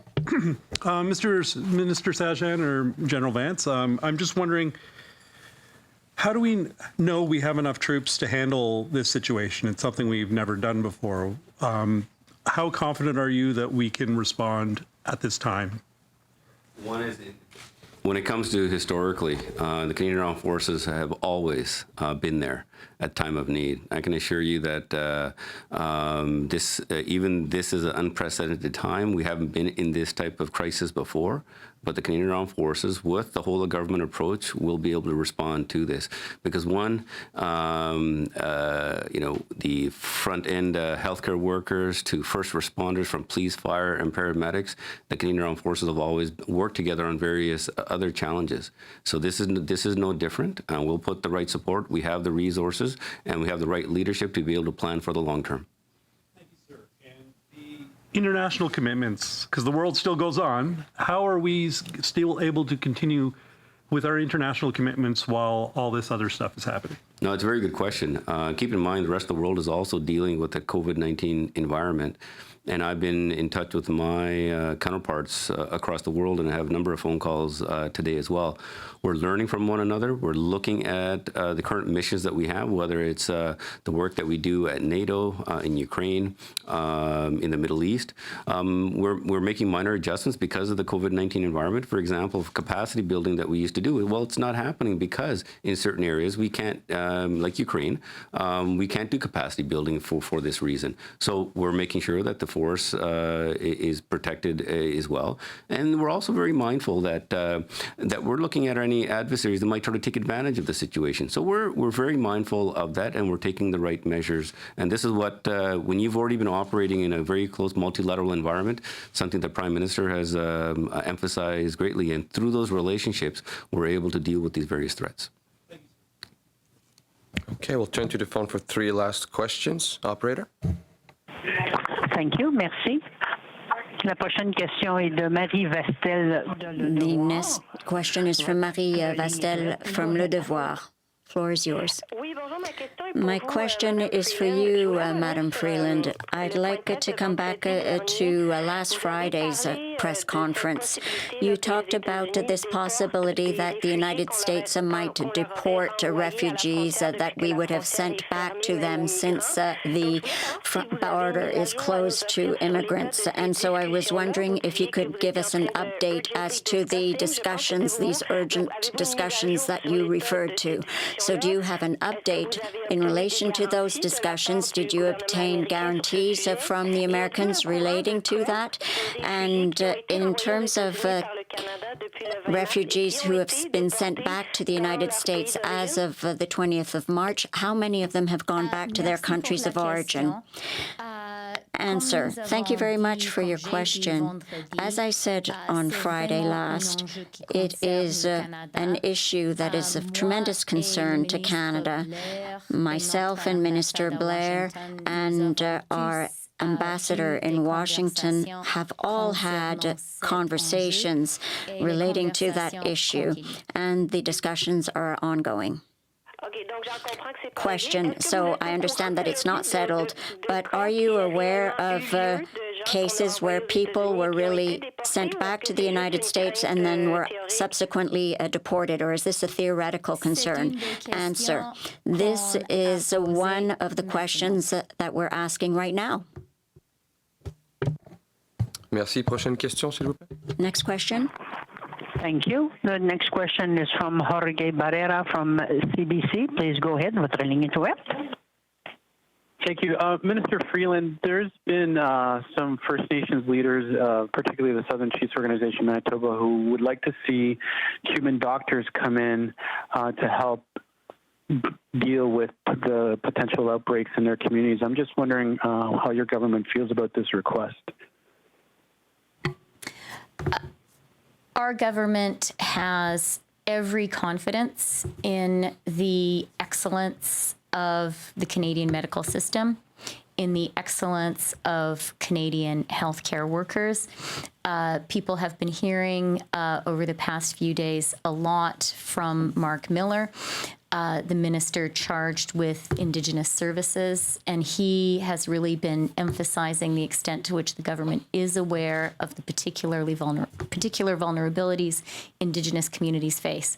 So I have huge faith and trust in Canadian frontline medical workers. They are doing a great job, and they're going to continue to do that. I wonder if Dr. Tam wants to say anything more about our medical workers.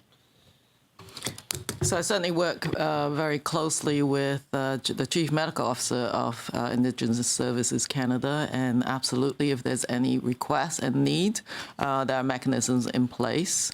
We also have mechanisms for mutual aid between different jurisdictions, and should that be required, that can also be channeled through the Public Health Agency of Canada.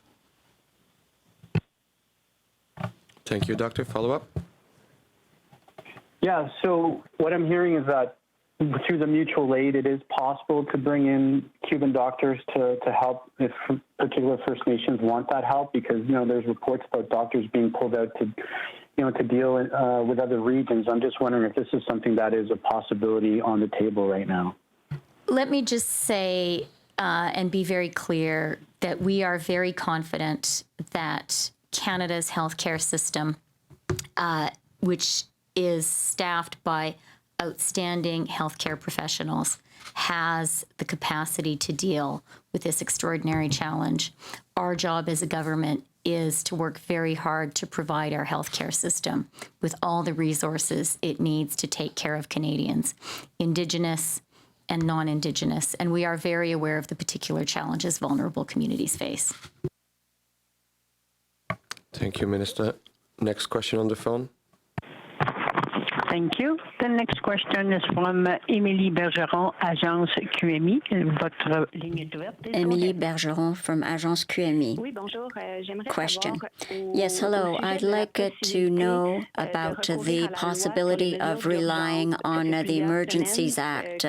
Several weeks have gone by where one is studying that, and I'm wondering where one's thoughts are in terms of using the Emergencies Act or not.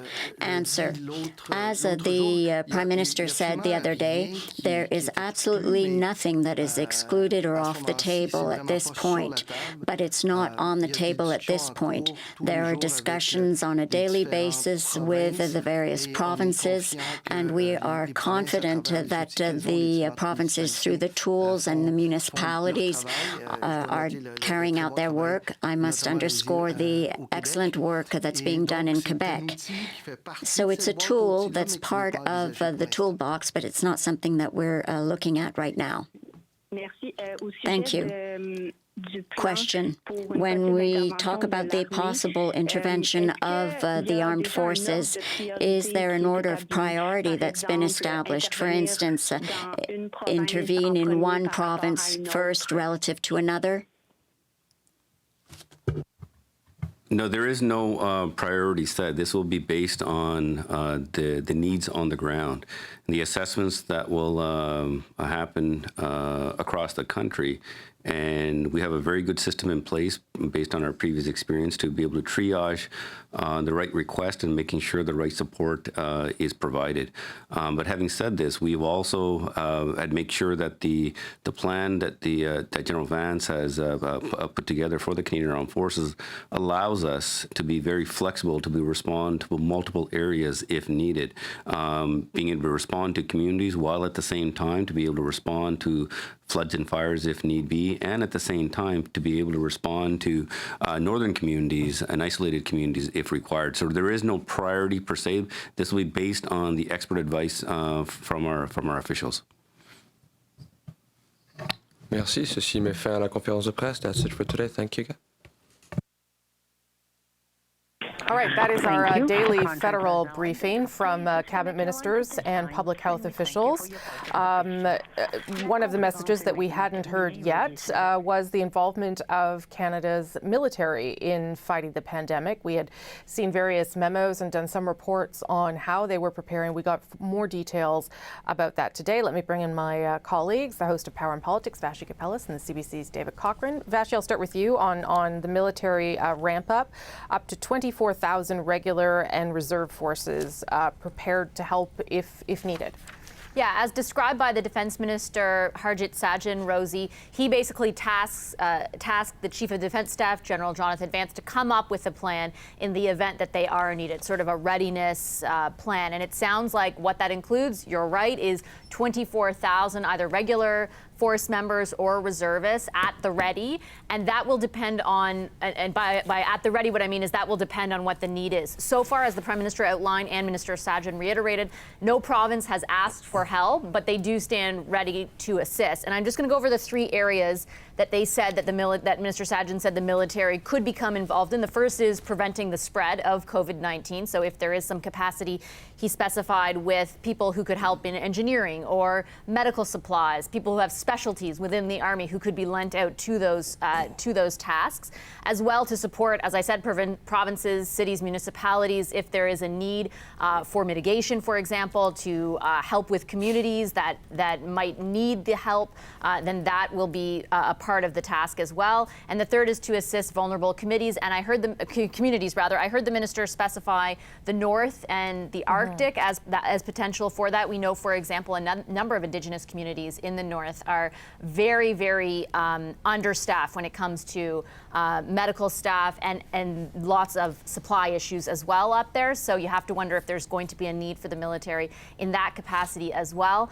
Not a lot of details about how the process will work exactly, but I think the message today seemed to be, okay, we have this plan ready, and if we need to, we can respond if we are called. The other thing I would highlight that they pointed out was that if there are floods, which that's the season we're in right now in a number of parts of the country, including where we are, if there are forest fires, this plan is made in a way, they insist, that the military will still be able to respond to that and be able to help in those efforts, like we saw last year, for example, in both instances with fires and floods, while still being able to lend itself to whatever the needs are where the spread of COVID-19 is concerned. So that seemed to be the overarching theme behind what was announced today. I'm sure there will still be a lot of questions about the threshold, at what point is the military deployed, to what degree, all that kind of stuff, but this was sort of the broad strokes of it. And interesting that he said that Jonathan Vance, the Chief of the Defense Staff, said that troops had been sequestered, I guess, to keep them healthy in case they do get called into this. I only have about a minute left or so, David, minute and a half, if you want to wrap up what you heard there, perhaps on the wage subsidy questions. Yeah, the wage subsidy is by far the biggest economic response the government has had to COVID-19. If your revenue drops by more than 30%, you qualify for a wage subsidy of up to 75% per employee, up to $847 per week, retroactive to March 15th. The test to see whether you really need this will be done after the fact. There will be post-payment compliance measures. If you're found to have not needed this or not have the revenue drop as severe as this benchmark, then there will be a repayment option. If you're ripping off the government, the Prime Minister said there will be serious consequences. The big thing here, though, Rosie, is that it applies to small, medium, large, not-for-profit, and charities. They are putting a floor under the payroll division of everybody, allowing companies to keep their workers so the minute this passes, they can roar back into life and start the economic recovery that they hope will be there. Okay. Thank you, David. Thank you, Vashi. You can check Vashi on her show tonight at 5 Eastern, Power and Politics. David will be on the National. Thank you for your help in our coverage today. A reminder that the Prime Minister's message today, largely about those wage subsidies that David was talking about, but another reminder that as of noon today, so an hour ago, if you're trying to get on board a plane or a train with symptoms of COVID-19, you will be prevented from doing that. I'm Rosemary Barton. Stay with CBC News Network for up-to-the-minute information and updates from political and provincial leaders from Ottawa and Canada's provinces and territories. We'll bring you all the latest and the health officials who are working hard to control the pandemic. I'll see you back here tomorrow. Thanks for watching. Take care.